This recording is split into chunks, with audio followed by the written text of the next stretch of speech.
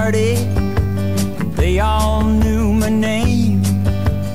No one recognized me. I didn't look the same, but it's all right now. All right now. 7 minutes after 9 o'clock. Carol Ann Baldwin is in the studio, ready to answer your questions about gardens and soil and plants and all the good things that you do. Carol Ann, good morning, Carol Ann. Good morning, Larry. How are you this morning? Pretty good. Good. The fog out there, It's a little froggy out there. Did it hurt you at all? I mean, did it No. stop you from traveling the speed you'd like to travel? Or? No, not at all. I have fog lights on my car. No. Do you really? Yeah, but I do have fog lights, but that's not, I didn't need Do them. fog lights actually work? I mean, Yeah, they illuminate the road okay. below, for closer to you. Right. That's why they tell you don't use high beams. Right. It's because that reflects the light right back. It doesn't do you any good.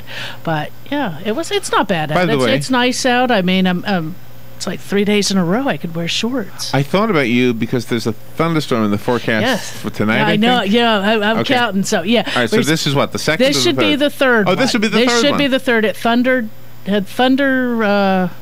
I could probably look it up on Facebook. For those who don't know, you have a kind of a theory. My prognostication, right. And let me turn my ringer down in case this thing rings. My prognostication on instead of the groundhog, groundhog, whatever it is, sees his shadow, etc. Mine is based on thunderstorms after the first day of winter. So you have to get officially into winter. Okay. You have 3 thunderstorms. They're not one right after the, they are one right after the other, but not the same, not all at the same time usually. And that's what ushers in spring for us. We had one at home. I have it written on my calendar, was the first one, and I want to say it was in early January. Then we had one the other day. I was sitting in the house and I heard the thunder, and I said, there's number 2. Okay. They're saying we're going to have a thunderstorm this evening, I think, or tomorrow. Yeah. That there should be thunder accompanying that rain. And what thunder is cold and warm air masses that collide, giving you thunder. Boom. But we're also supposed to have a cold front this weekend, is my understanding, too, is that it's going to turn cold on us. But it would be the last cold front. And then from after this weekend, if we get the thunderstorm, actually, where it's the collision of the cold and the warm air, we get the thunder accompanying that rain, even though it's coming in with a cold front, that should be the last serious cold front. We may still have some nights that'll end up down in the 40s anytime between now and March, because that's really only a few weeks away. And our last expected frost day is the 15th of March.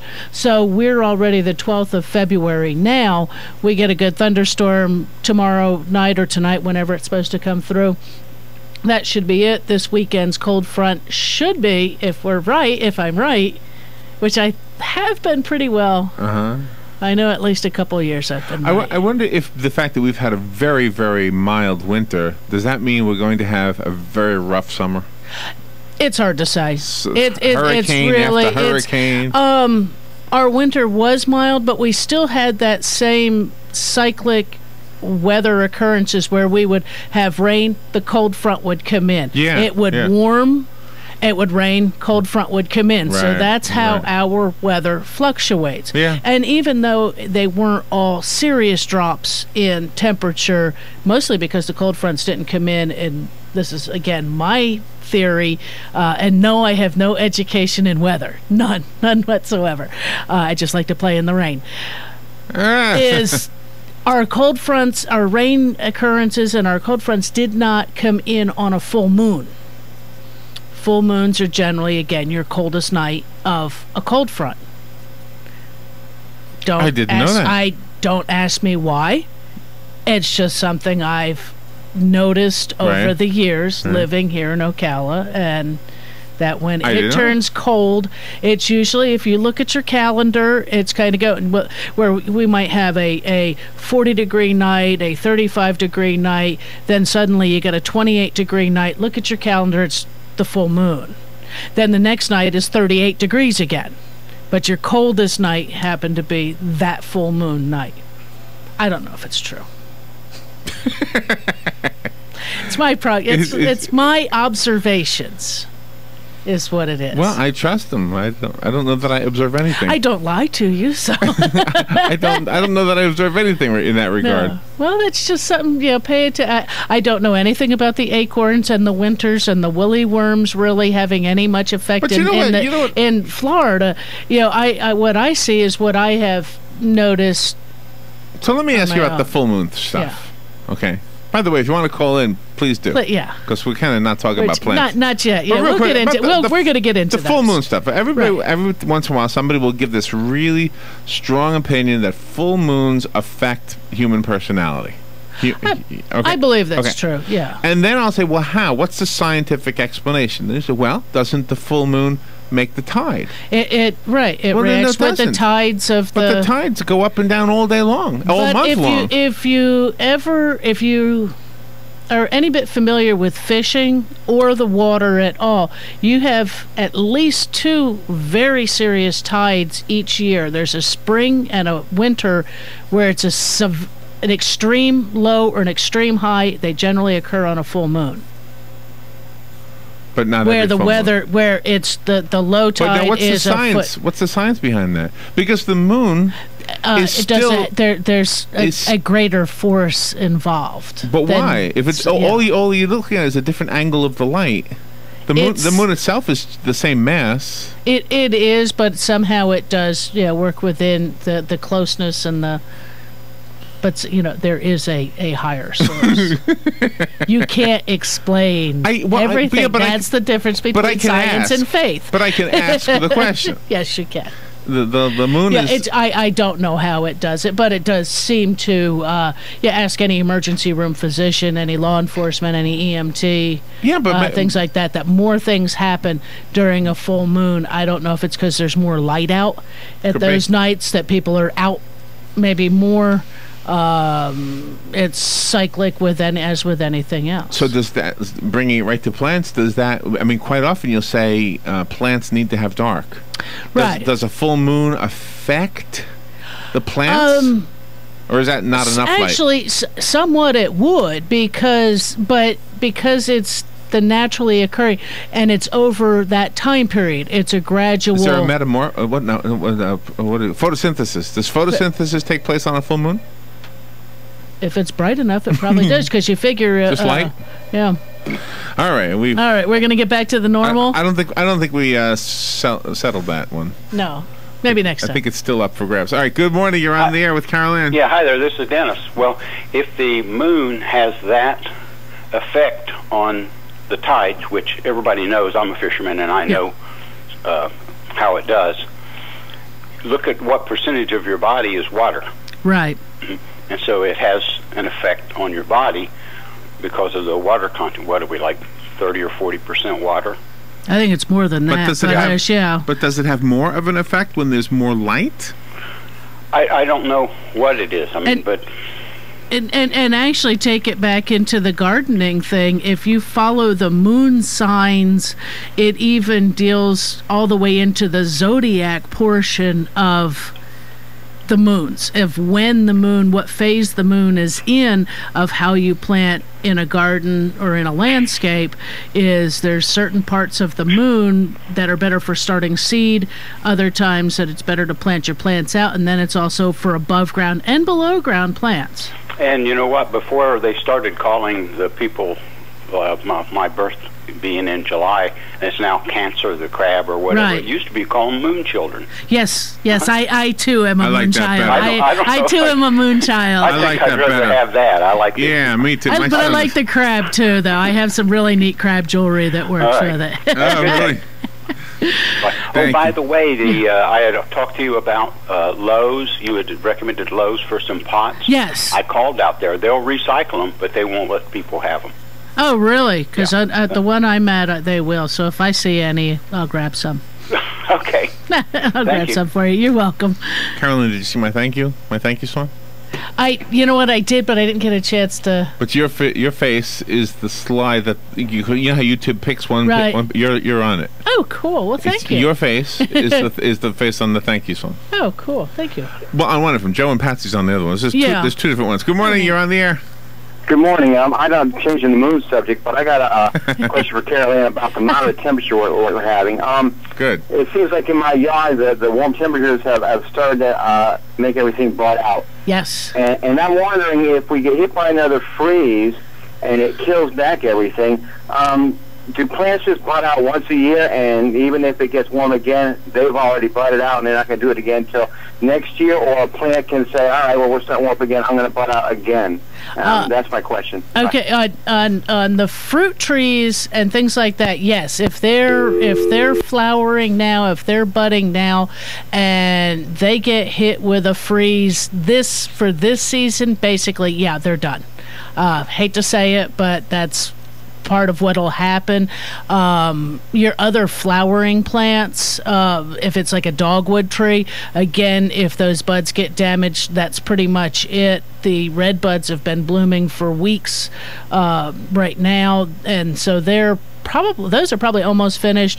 Japanese magnolias are blooming. Again, if those flowers get burnt, that's it for this year. So even though a lot of plants have been about 2 weeks early on their bloom, they could also lose their bloom way early if that temperature really drops. I'm not sure how cold it'll really get in this area. I haven't really paid attention to the weather for the prediction on that.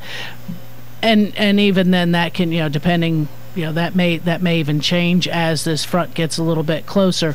On the other, and that's one of the drawbacks of fruit trees in Florida, is that we have fruit trees that have such a low chilling requirement, because sometimes our winters are as mild as they are, or as this year was, that if they weren't so low, you wouldn't get a flowering or a fruiting time. If you planted a peach tree, for example, that's for Georgia climate, here in Central Florida, it would be on those really cold years, or those years where we've had several real good cold fronts, would be the only years that you would get fruit. Like this year was a very mild year, it may not even bloom. Some of the other plants that are triggered like that are the Bradford pear. On the Bradford pear, if we don't have a good cold winter, we don't get much flowering on those. If the fall doesn't turn cool early enough, you don't get much fall color out of those. So it all works within that. But yeah, if your trees are blooming, if your peaches and plums and things have bloomed or are bloomed out, depending on the temperatures, yeah, you may lose this year's crop. And I took a real quick look at the MSN web forecast. It says lows. Let's see. Tomorrow night 53, Thursday night 45, Friday night 43, Saturday night 31, and Sunday night 29. So it's right. Dropping. It's dropping for the weekend, but we'll see. Because that can change in a matter of a couple days. Yeah, too. right. All right. Good morning. You're on the air with Carol Ann. Good morning, Carol Ann. Good morning. This is Ken. Yeah. I'm spraying my ligustrum for fungi. Yes. Yeah. And I use a multi-purpose, and I'm trying to spray about every 2 weeks. I just started doing that. Trying to see if I can get ahead of it this year. Close by, I have some pinot palm. Does it hurt if I get overspray on them? No, that won't hurt them. Okay. Yeah, because it's a fungicide. So long as if it was your vegetable garden right next to it and it didn't have vegetables listed on the label of your fungicide, then you might have a little bit of an issue. But if it's just another ornamental like a Pindo, I know the Pindos do fruit. Don't be spraying it when they got the fruit on them unless you're not going to eat them. Right. Okay. All righty. Thank you very much. You're welcome. Bye-bye. Bye-bye. I will say one thing we do have today, and I know we're already a good ways into the show, but it is the 12th of February. Valentine's Day is Thursday. And what represents Valentine's Day in the growing more than roses? Well, if we can get into talking about some roses if they like, but at the end of this show, we have Actually, I guess I got 2 prizes. Really? I can do this too. I can do as 2. So you may have to come up with 2 different questions where we just need 2 winners. We have gift certificates for Bob Wine's Nursery. And it's 2. I have 2 separate ones, so one will go to each winner. $20 gift certificate towards plants from Bob Wines. I also have a book on roses. It's Everyday Roses: How to Grow not just the knockouts, but knockout and other easy care garden roses. And the knockout roses have been something that has made gardening with roses easier here in Central Florida. But the book is by Paul Zimmerman, and he is, I gotta find out where it was because I did look. Local? No, he's not local, but he's worked with roses for 20 years. He's the coordinator of the Biltmore International Rose Trial and an American Rose Society certified consulting rosarian. He founded Ashdown Roses and now is a consultant for many private and public gardens. He conducts rose lectures and rose growing workshops nationwide and overseas, but he lives up in South Carolina, so a lot of it is based upon, my thought is a little more aimed to those of us here in the South. And I also have a couple of rose care products, so we'll take and divide that out to 2 winners at the end of the show. The reason I asked if he was local, the Zimmerman family owned half, I believe, of the Southeast AgNet radio network. At one time? Or if possibly they still. may still do it. And Paul was one of them. I don't know if he was the brother or actually one of the owners, but... It's possible. Could be the same guy, sure. huh? It could be. If he lives in the Carolinas. Yeah. Yes, it's quite possible. Or, that was maybe an uncle or a, Do you remember a like a publicity stunt where a guy in a white tuxedo would get out of a white limousine and hand $50 bills to people? No. That was him. Oh, wow. It was mysterious. Nobody knew who it was, and there was this buzz around then. This is years ago now. No, I don't remember that. Yeah. That was something different. But this is just it's a neat looking book. Colorful. Nice and colorful. And they do talk about the knockout roses. Simple. They also talk about simple feeding, 3-part feeding program, using organic time release fertilizers, and taking proper care of the soil and things like that. And it's a nice book. It really is. Do you know? I've been going through my mom's home, right? And I found this plant food. She had this granule plant food. I guess she used it. I never even knew. Right. And it was for roses. Okay. I think, or maybe roses was one of the flowers. Roses and flowers, pictures or something. Of roses on the label. But anyway, I was wondering this when we go to buy cornflakes, let's say, you get Kellogg's or you can get the store brand, right? And there's always this big debate: which is better? Is the generic? You can taste it, but what about with plant food? I mean, how do you know that a generic is as good as the brand name? As the brand name, sometimes you are paying a little more for a brand name. You're not always getting a higher quality when it comes to fertilizer. It's not always in a name. Looking at the label, learning how to read the label of the bag, where most of the time we'll see, you might see a 10-10-10. 10-10-10 just means nitrogen, phosphorus, and potassium. You can turn the bag over to see the rest of the ingredients, because just like the box of cornflakes will say enhanced with 14 vitamins and minerals. It doesn't tell you which one until you turn the box to its side and read the rest of the label. The rest of that label will tell you, I may even be able to, this one's not going to give us much. You've got one right there in your bag. Yeah. Holy mackerel. That's pretty bad. Let me see. Has that got roses on it? It does. This one's a liquid version. That almost looks like what I found. And if you found a granular, it was, that's probably the 2-in-1.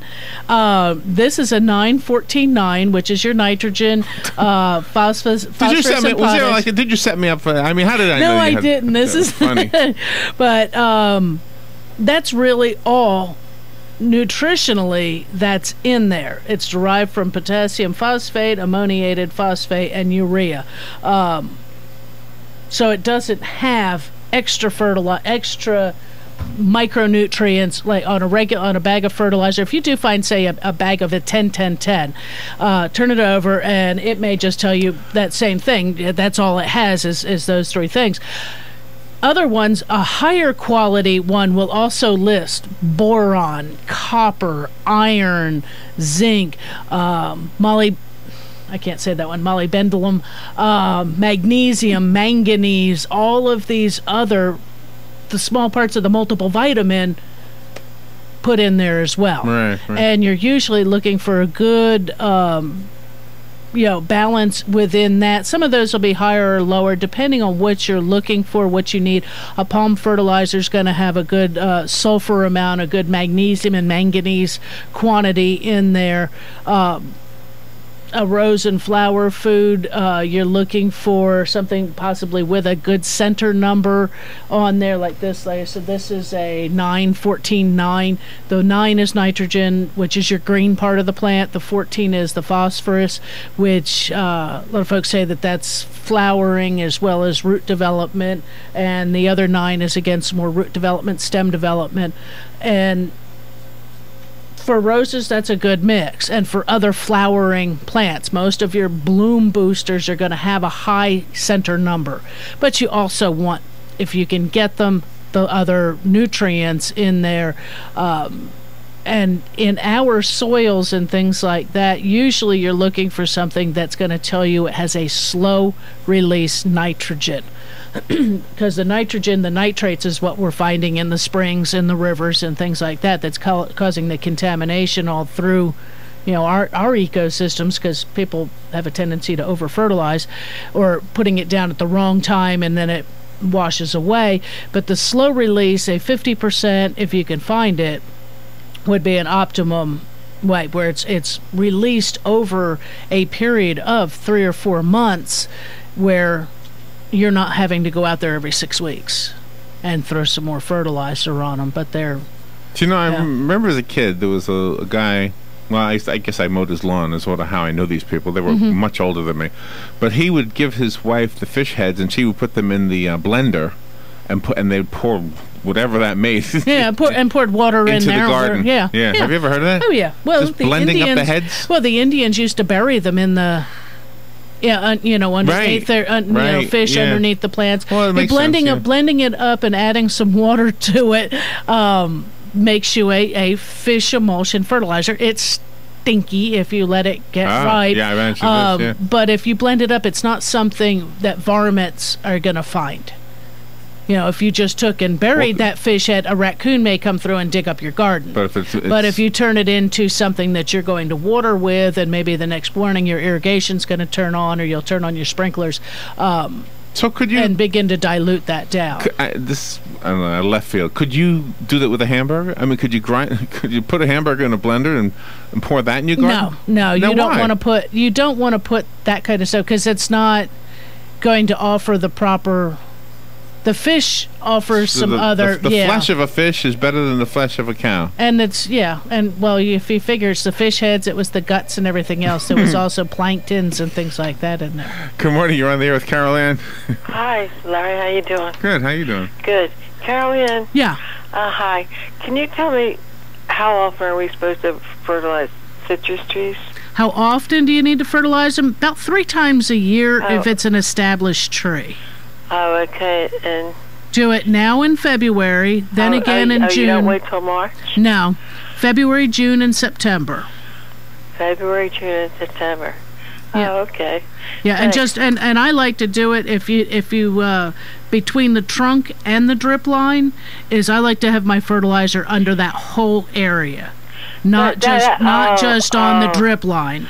That's what I wanted to ask you, because they say to put the fertilizer at the drip line. Well, what happens if your tree overhangs a patio? You lost part of your drip line. But if you can throw it underneath the whole tree, there's a lot of feeder roots that are right up against the trunk of the tree. You don't want to put a pile of it under there, because you'll burn even a tree. But if you scatter it evenly under that whole area, you are hitting more feeder roots. Okay. And getting a better coverage in the fertilizer. That's why I'm not a big fan of the spikes. Oh, okay. Yeah, I'm not. Yeah, because of that, I would rather have my fertilizer spread all the way around there into that whole area. Now that's February, June, and what other month? September. September. Yeah, okay. Try to have it done before the middle of September, because you don't want it, or any new growth that does come on, you want that to be able to get hardened off before our first cold weather comes in. Oh, okay. I've been in Marion County for 20 years. I think this is the warmest winter we've had since I've been here. It's been fairly mild this year, but yeah, we've had some other ones. It's every, I don't know, 8 or 9 years that they seem to be. It's just we'll get nailed with one cold spell at the end of the winter, and nobody remembers how mild the rest of the winter was when it's that last one that gets us so bad. Like this weekend, right? Right. Let's hope it's not. I mean, and they're saying 29 to 31, which isn't really excessively cold. It's just that everything's already beginning to bud out. Right. Yeah. Listen, I wanted to ask you, knockout roses? Yeah. Which do you prefer? Do you prefer? I happen to prefer the tea rose. I love the tea rose. I don't think anything is as pretty as that. Oh yeah, except maybe the peony. Some of the teas are smaller, but actually not all of the tea roses are that little on a rose. I like all roses. They're just, some are much, the old ones still have fragrance, where the knockouts really don't have much of any fragrance. The knockouts can have their place when you can plant them in mass and you can allow them to grow to their full size. Most people don't realize knockout roses are a shrub. They're a bush. They're 4 foot by 4 foot at their mature size, which they can get that big pretty much in a year or two. Wow. You can cut them way back each spring. You can do it again real far back in like the late summer. But, and then just some selective pruning if you need to any other time, or take it back some if it's starting to get too big. But they get 4 foot by 4 foot. Okay. All right. Well, thank you for your help, Carolyn. Oh, you're welcome. Okay. Thanks for calling. Bye-bye. With roses, and there's the knockouts and some of the other the hybrids that have come out in the last 10 years or so, have made rose gardening in Florida a lot easier. Really? At one time, it was stated if you are still employed, have no more than 6 rose bushes in your yard. If you're retired, you can have as many as you want, because you're going to be out there all the time spraying and picking off dead leaves and deadheading and pruning and snipping and caring and all of that. The knockouts and the other ones, the drifts, some of the carpet roses, are much more disease resistant. They're not disease proof, but they're disease resistant, and with proper care you can help to keep that disease factor down also. And that more people can actually have more roses. That you could do a corner on a nice sunny corner of your house or out by your mailbox, say, of roses, where you'd have never thought to do that 10, 15 years ago, because it would have just been too much work. There's also some of the synthetic or the systemic, which they are synthetic, systemic insecticides and disease controls that have also made some of the other ones easier to do also. But you can, I have listened in on many talks by organic rosarians who they say they don't have any issues with black spot and things like that. If they do, they take care of it. And a lot of that is keeping the garden area clean, meaning if you pick up the spent leaves, prune off the bad stuff. If you've got mulch, fresh every, each year, fresh, good, healthy plants initially make healthy plants later on. So buying a good quality, good, healthy looking plant, even just to begin with, makes get something reputable, and don't buy trouble. You know, sometimes buying off the clearance rack's not always the best thing. That if 6 months down the road you're cussing and fighting with it with a disease or pest problem. Yeah, right. So for Valentine's Day, do you want cut roses or do you want a rose bush? I would say personally it wouldn't really matter, but the rose bush keeps on giving. Yeah. You know, and generally is less expensive.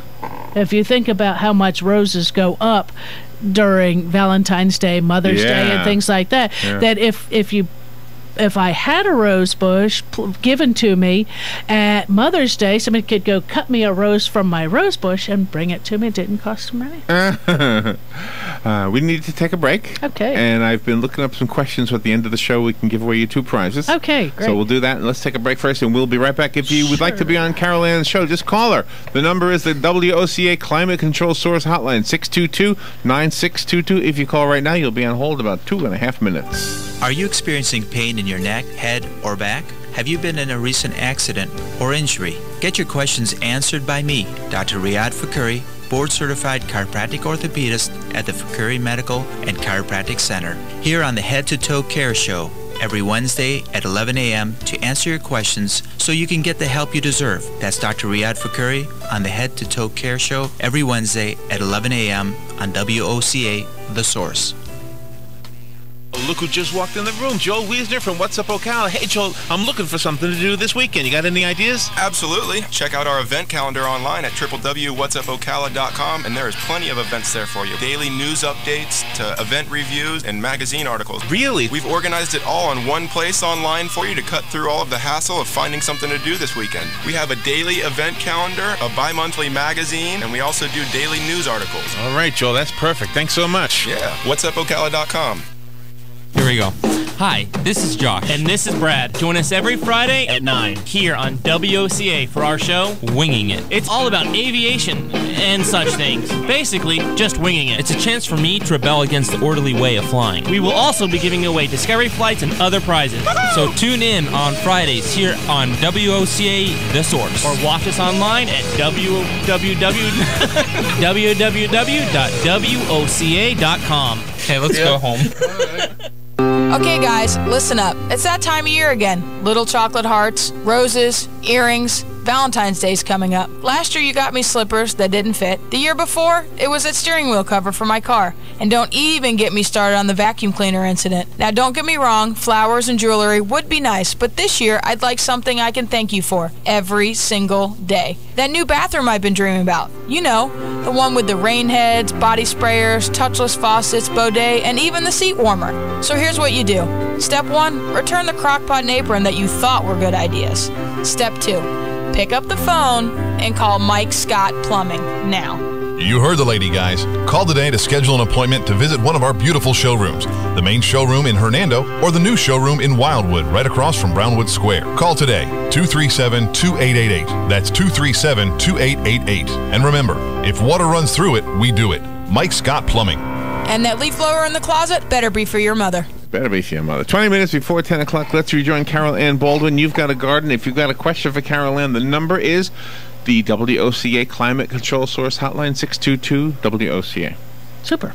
And in case anybody wasn't tuned in last week, we've got Master Gardener Spring Festival is coming up next month, March 9th and 10th, over at the County Extension offices, which is 2232 Northeast Jacksonville Road. It's on Saturday from 8 to 5, that's March 9th, and Sunday the 10th from 9 to 4. It's basically a $1 donation to get in. That helps to offset some of our printing costs.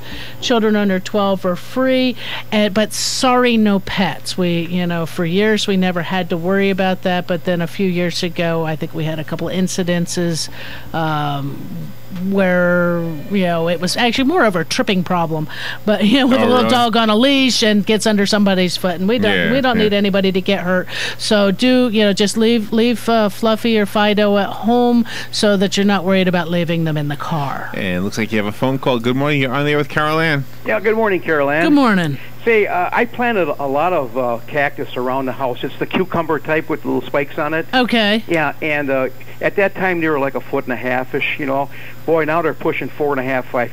Those things are growing now like crazy. I don't know what's making them grow so much, but they're doing it. Can I cut those like down to 2 foot, just quite straight across?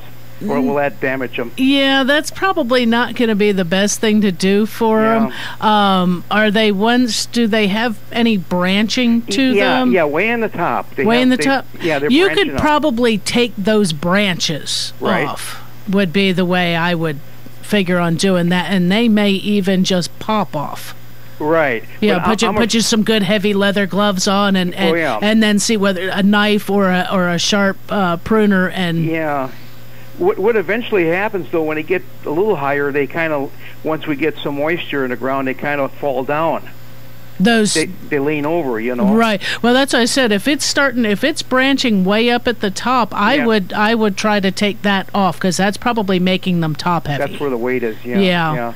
And if you have to, you might need to tuck a stake in behind them and use like the florist tape, which is a stretchy tape. It won't cut into the plant. Yeah. And that usually lasts for about a year on there, and it might be enough to get them to stop doing that. Once a year, and I forget what time of the year it is, only for a very short time, they have a beautiful white flower on. Yes, yeah. And it's like maybe one night or 2 nights or something, and it's done, Right. But the thing is, too, how big could those, if I let them go, I mean, are they going to get like those ones in Arizona? You see those big ones when the cowboys go right by them? No, probably not that big, but they probably would get, I would say there's a good possibility they'd get up to about 6 or 8 feet. Wow. I wonder if I just want them that big or not. They might look a little funny, when they get that tall. So. Right. Maybe what I could do, which I did in the past, is I would cut them in half, and then I would plant the top back in the ground, and it would grow. It would catch and grow. Right. And just, about every other year, just go through that process. But that works too. It's just sort of a selective thinning in a way. Yeah, I know this winter, of course not, but a couple of years back when we had very severe winters, the frost would get them and they'd get mushy. Right. And that would, of course, they're done. So I got to pull them out of the ground and throw them away. But this winter was not, and it doesn't look like it's going to be.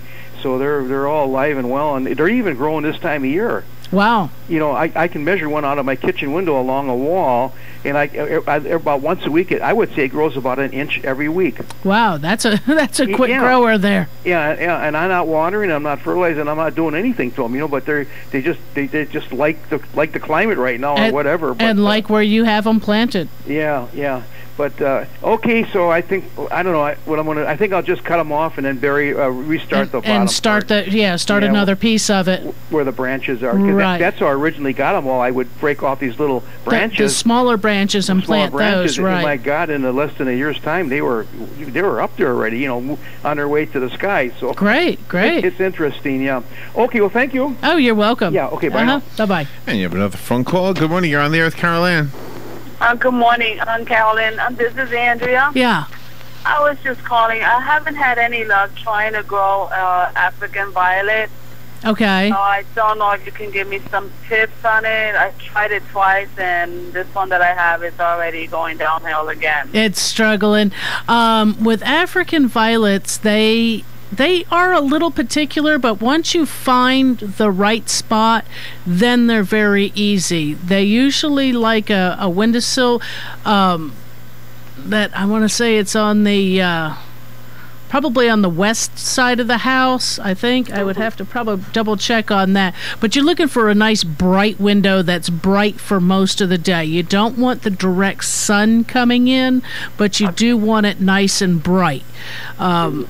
They make special planters for African violets that are like 2-piece, and both the inside of the outer piece is unglazed clay, and both the inside and outside of the centerpiece is unglazed clay, to where the inside part is where you put the water, or the outside part's where you put the water, and then set. The African violet is inside the other one and sets in there and waters it through almost like a wicking through the clay. I don't know if that makes sense. If you ever, if you go to the store and you see those pods, using a regular African violet potting medium Don't use a regular potting soil.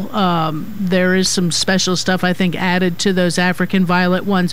You can use the African violet one in another plant if you want, but if you've only got 1 or 2 African violets, an 8-quart bag can seem to be like quite a bit. Don't water them on the leaves because they have a fuzzy leaf. That water droplet sits there and will make a burnt spot on them. I just noticed that I watered them last week because of the soil. I've been told to water only when the soil is dry. Yes. Just put the water on the bottom. I still have it in the little pot that I purchased it. Okay. And it soaked up the water fine, and now the leaves are very flimsy. Very, very soft, very flimsy. It could be that it needed to be transplanted. Because it may be root bound in there, and that it does sound like it is on the decline. I would still try to save it, take off the ones that are real squishy, put it into another pot, or even just take that soil if it looks like the root zone. Sometimes plants that are purchased, they go through both sides of the spectrum. They're either bone dry, and then they're flooded till they're wet, and then next thing you know, they dry out again. They may look pretty good sitting there, and when you purchase them and when you bring them home, after the first week or 2, they start to look like they're declining. I've always found that the soils that they use in the nursery setting, sometimes those just are not quite right for us, the homeowner, and that when you buy a plant, like a house plant kind of thing, that you really do need to kind of take all that soil off and put your own soil onto it. Okay. Well, thank you so much. I'll try that then. Okay. Good luck with it. Bye-bye. Yeah, bye-bye. But house plants are kind of touchy like that. They're great gifts, but it is something that over the years that just seeing how they are in the pot, and losing enough of them on my own by either forgetting to water, and then the next thing you know, it's almost like a brick wrapped around the roots of the plants. The soil is just so brick-like, and you can never get that really properly wet again without drowning it. So I've found that when you get a house plant or buy a house plant for a gift, one of the best things you can do is take it home and repot it. And sometimes they're actually already root bound in the pots by the time you buy it at the big box store, the garden center, and one of those, they may already be root bound. So stepping it up to one size pot bigger with a nice high quality potting mix, whatever your favorite is. There's several out there. They can be either the store brand or the name brand. It's just whichever one you have found to be your favorite. Yeah. Do some plants like to grow on hard surfaces, like on walls, I guess? Or is that some of them actually do. If you ever notice, some of the they have the creeping fig will grow right up the concrete walls onto entrances of some of the communities. Right. It's planted in the ground, but it just climbs and creeps right on up and over, and it's kind of really a cool look. It is. There's that wall, long wall over by the Golden Ocala area. Yeah. I guess that road, is it 80th, I think? Yes. I'm not really sure. But I remember when they first put it up, it was just a big white wall. Right. And now it's a big green wall. Right, because the creeping fig has just covered. Yeah. And does it produce a... It doesn't flower. No, it doesn't flower. But there is a variegated, which is a green and white, so that can give a little bit of. So obviously they did that intentionally. They wanted that. They wanted to cover that, right? Yeah. And several other ones. It's kind of funny when sometimes in the spring, especially if they've gotten hit real bad with the cold, it'll look. You go, ew, and now it's all brown. That doesn't look nice. Yeah, but they'll come through and they'll cut it off at a straight line all the way down this wall, and a few weeks later you'll look and go, oh my goodness, it's green, and it's starting to creep up and grow over. It's good. They took off some of the other and to encourage it to grow some more into bush, but it just seems to come right on back and grow right on over it. Just going back a little bit, you talk about roses quite a bit. My two questions sort of have to do with roses. So that's what made me think of this. But in the like the health food store, they sell rose hips. Right. What the heck is that? An actual part of a rose? It is a part of a rose. It's you don't find them so much on the knockouts, but on some of your old-fashioned roses. When the rose is finished, when it has come up, bloomed, the petals have fallen off over the time, you leave that there, that little round, hard piece. Oh, it's a seed pod. Where the petals grow from? Where the petals had grown from, right? It begins to swell up and get larger. Right. It has seeds in there. They actually ripen. They make a rose hip tea. Rose hips are very high in vitamin C. There's several different uses. As a dietary supplement kind of thing that folks use them for. Most of your hybrids, I don't know how good those ones are if you let them go in your own landscape to doing that. But usually what happens is if you let those roses go that far in the landscape, they stop blooming till you remove that. So most people, that's why you cut off the roses as they're deadhead them, to keep them flowering more. But you can let them go to rose hip and have them for, they say make a rose hip tea, nice high in vitamin C, pleasant flavor. So red roses mean romance. Red roses mean romance. What does a yellow rose mean? I've meant to look all those up. We had this once before, didn't we? Yes, we did. Yeah. There's yellows, See white. How much we remember from the past show. Yeah, and I meant to actually look all that up, and I forgot. The only thing I remember is, red. There's the black rose is not good. I guess that would be death or something, or over the hill or something. Yeah, I don't like you anymore. I think there was a specific meaning. Like if somebody gave you each one, right? What it means, friendship, or I just want a friendship. I don't want a relationship. You're gonna go, wow. You're gonna give her some flowers. Don't take it too seriously. And then some of the other flowers, that we went through too on that one time was, and I can't remember which flower it was. If somebody gives you this, you might think about your relationship a little more because it kind of meant they don't like you. We'll have to look those ones up. But so it's at the end of the show. What do we got? About 5 minutes or so? Yeah, we got nothing. You tell me when you want the questions because you've got two of them. We've got two questions, and what we've got to give away to two winners. I've got each one will get a Bob Wines $20 gift certificate to Bob Wines Camellia Gardens and Nursery, and it's worth $20 worth of plants at Bob Wines. Okay. And so each winner will get that. One winner will also receive the book Everyday Roses: How to Grow Knockouts and Other Easy Care Garden Roses by Paul Zimmerman, and a probably that one will probably end up with the simple spray bottle of the Rose Care product. The other one will get the gift certificate to Bob Wines, another gift certificate to Bob Wines Camellia Gardens and Nurseries, and a bottle of the all-in-one Rose and Flower Care. Okay. And so what's in the spray bottle? The spray bottle is just a basic insect killer for roses, flowers, houseplants kind of thing. Okay, and the other one this one is an insect disease and mite control. Oh, okay. Or not mite, insect disease and fertilizer all in one, making some of the more old-fashioned roses a little easier to grow. All right. Well, we got 5 minutes, so let's ask the first question. Sure. Now, which prize do you want to associate with the first question? I'll do the littler one first. All right, the littler one first. So it's the rose. Bottle of all-in-one Rose and Flower Care and a gift certificate to Bob Wines. All right, so here's the question that'll win you that. And call us at 622-9622 if you want to answer the question.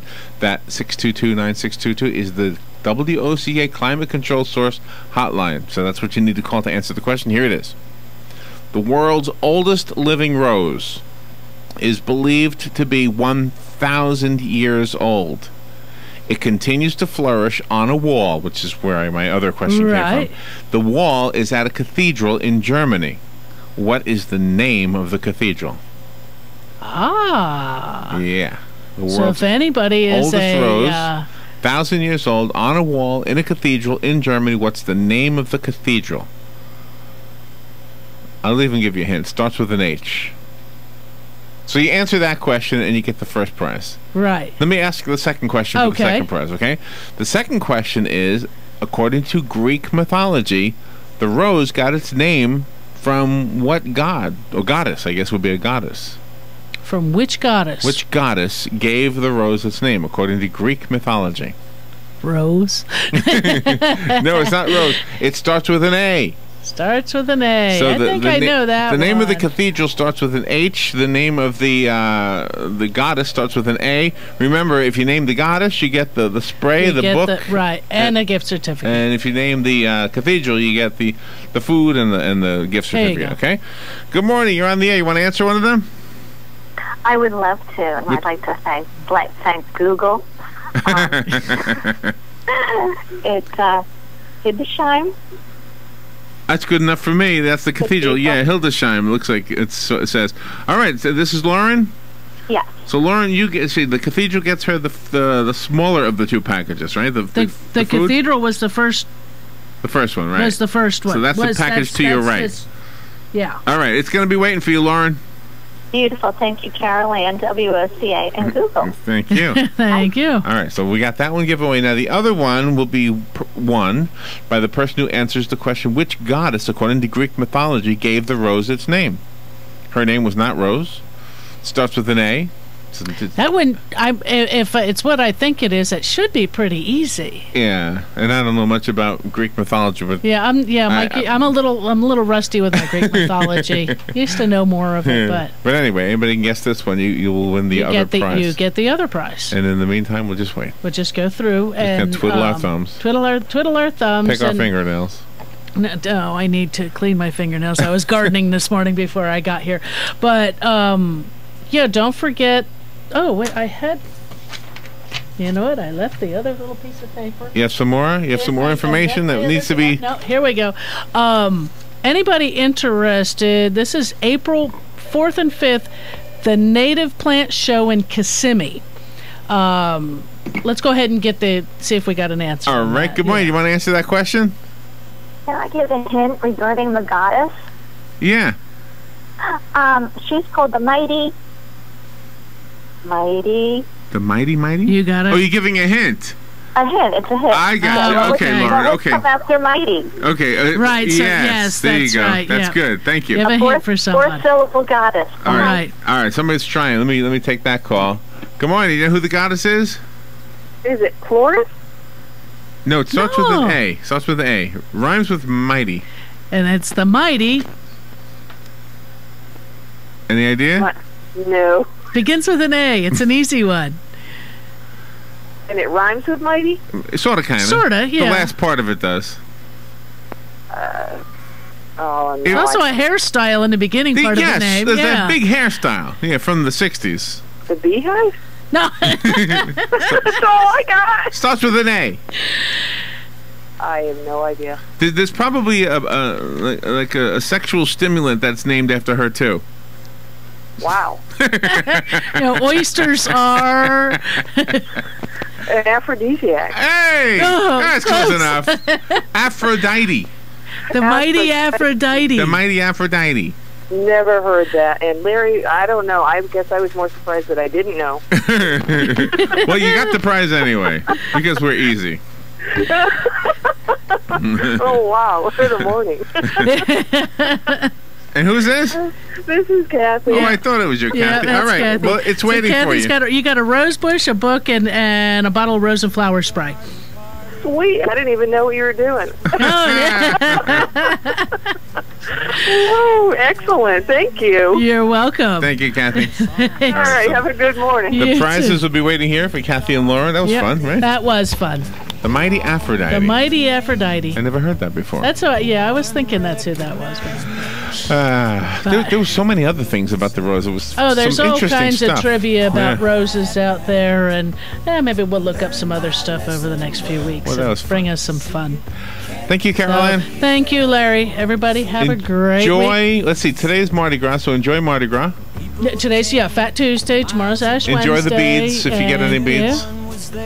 Enjoy Valentine's Day. Yeah, just watch out for the cold weather. Ash Wednesday's tomorrow. Got a lot of stuff all packed up together. Oh right? yeah, got it all. Got it all. And stay warm this weekend. Yes, getting cold. All right, we'll take a little break and be right back. My surprise, Mr. Hughes hidden Dylan's shoes, wearing his disguise. You're listening to WOCA News Talk 1370, Ocala's source for what's happening in today's hottest, up-to-date news and topics. Why is everyone so obsessed with virtual reality and high definition? My neighbor came over yesterday to show me the photographs he took of the pansies and dianthus that I got from Kenny's Place Nursery. He had this electronic pad, and with the flip of his finger, he showed me these beautiful shots he took in my garden. And then he said,